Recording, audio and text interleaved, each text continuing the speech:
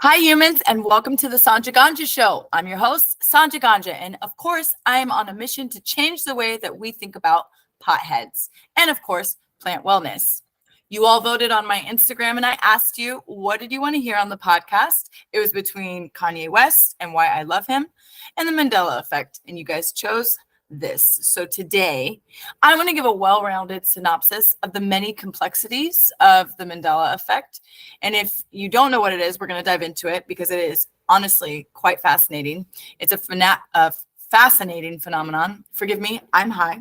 A fascinating phenomenon that has captured the curiosity of our society at this time. And I really want to dive in while I get high. So in this episode, I invite you to grab your joints, grab your vapes, grab your dabs, and let's get high and get deep because I'm really stoked to talk about this super weird phenomenon that's going on.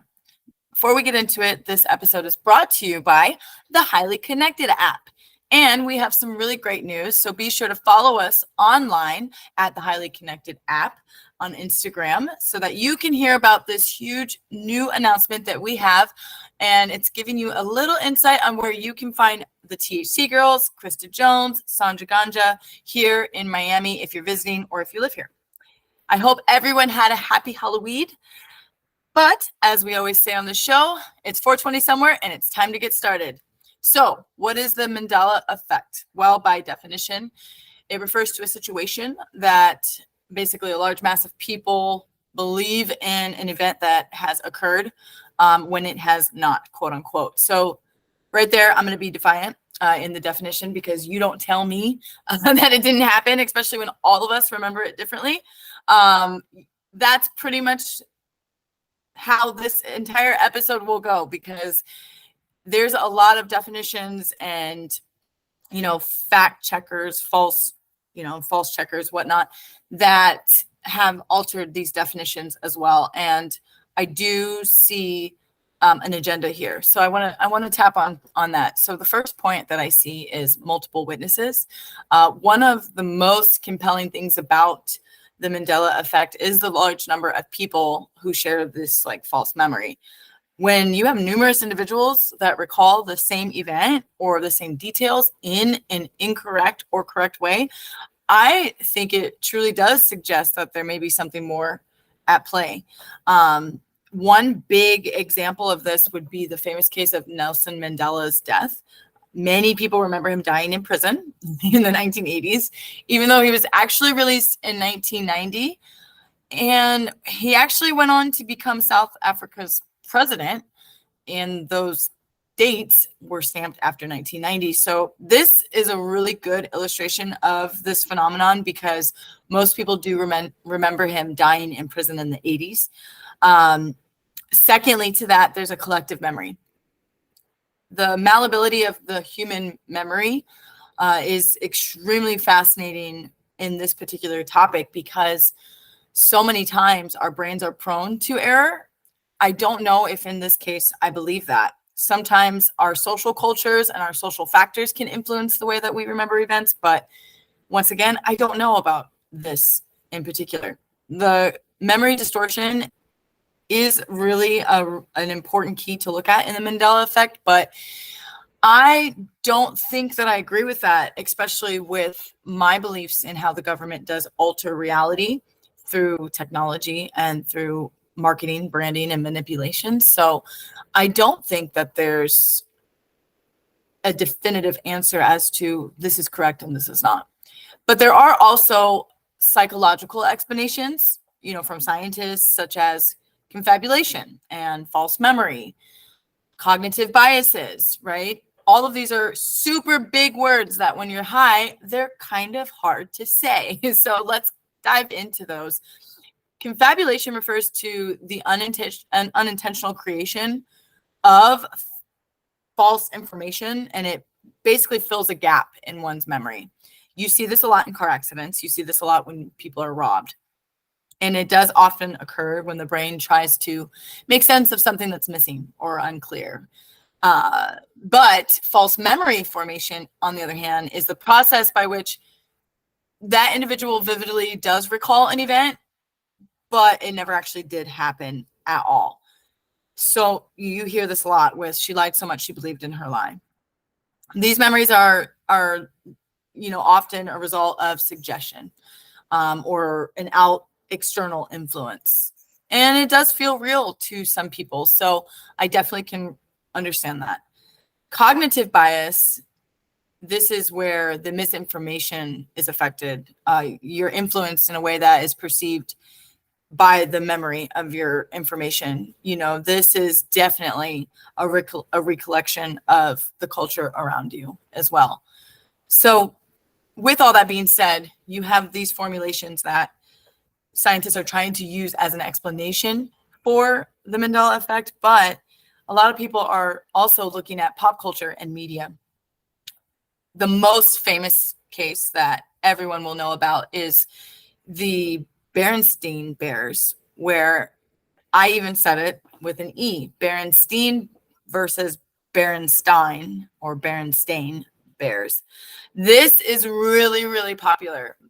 Everyone pretty much grew up with these books. Many do remember this book to be with an E rather than an A. And this discrepancy has honestly fueled a lot of discussions and led to parallel universes and alternate realities, which I love very, very much.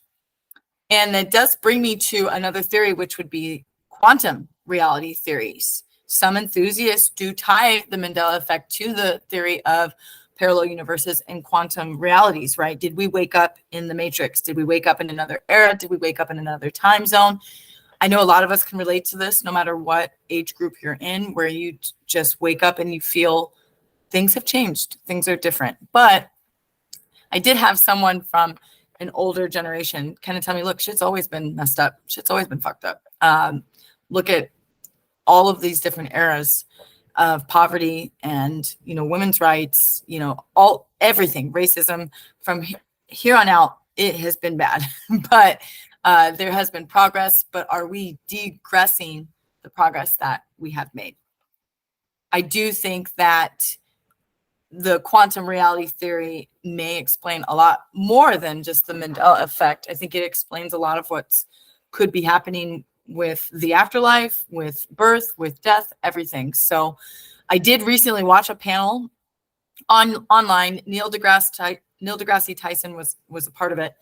And these scientists were basically explaining that the way that they read the universe is through these graphs that basically create coding. So they're saying that if you dive deep enough into the galaxy and you start reading these graphs obviously you'd have to be smart enough.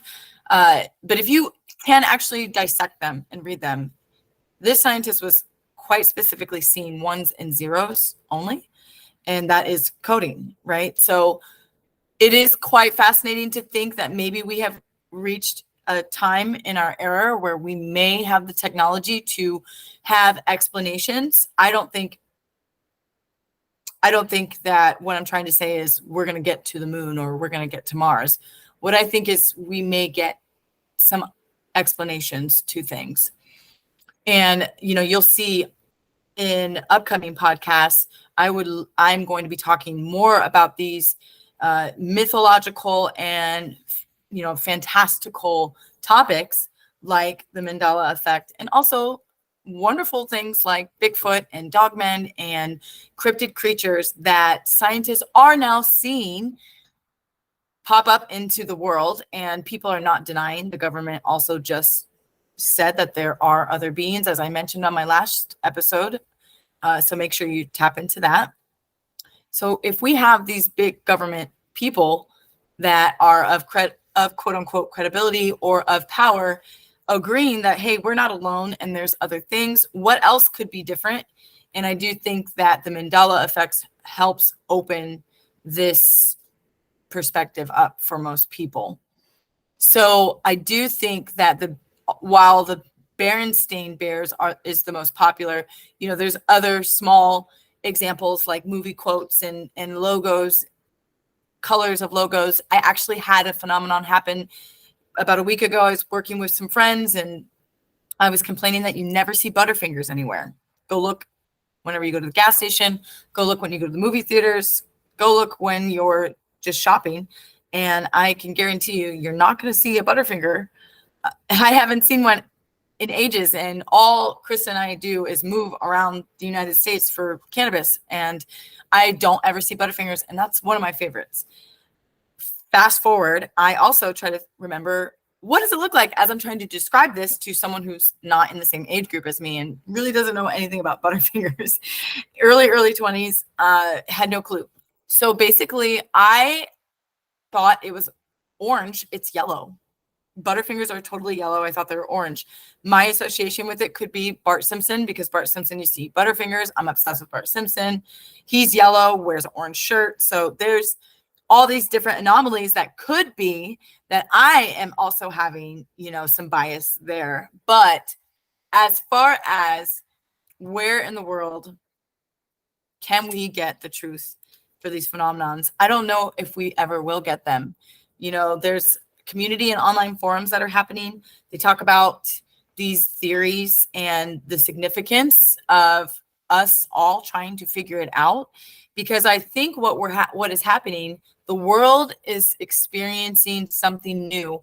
Finally, it's the first of its time that we have complete surveillance, not only from the government to us, but us to the world. We also see the world through a camera lens, and we are capturing everything. If you go online on YouTube, one of my favorite YouTube channels is It's Impossible. Amazing channel. He captures and highlights every single video he can from around the world of people seeing strange phenomenons, whether it's Bigfoot, whether it's aliens in the sky, angels in the sky, Loch Ness monster in the ocean, mermaids swimming, all of these things that literally would get you locked up in 1989 for saying you saw it, but people are actually capturing it on video. Then again, that brings another aspect of, we have AI, we have ChatGPT, we have Adobe, we have Photoshop, we have all these amazing apps that also can mimic reality. So what do you think, and where do you stand on the Mandela effect?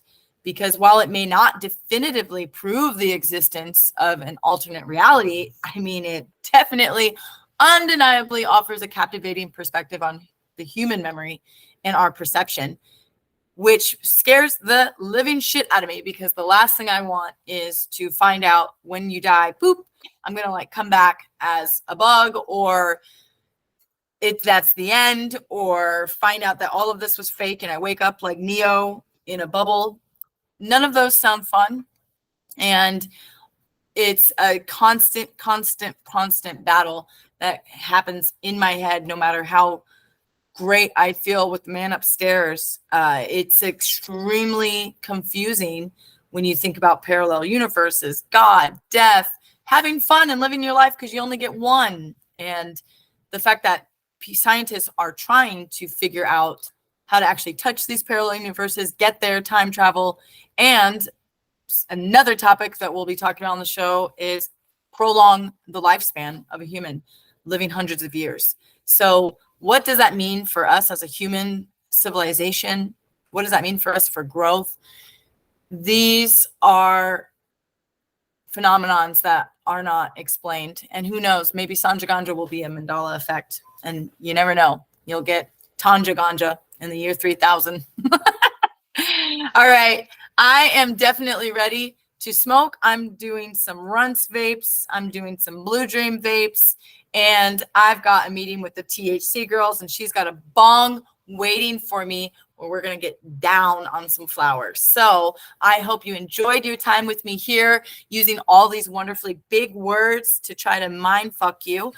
Until the next time, as we always like to say on the Sanja Ganja Show, be a good person. Remember to have sex, pray to whatever you believe in, smoke your weed, medicate, meditate, and we'll see you next time. Stay high, America.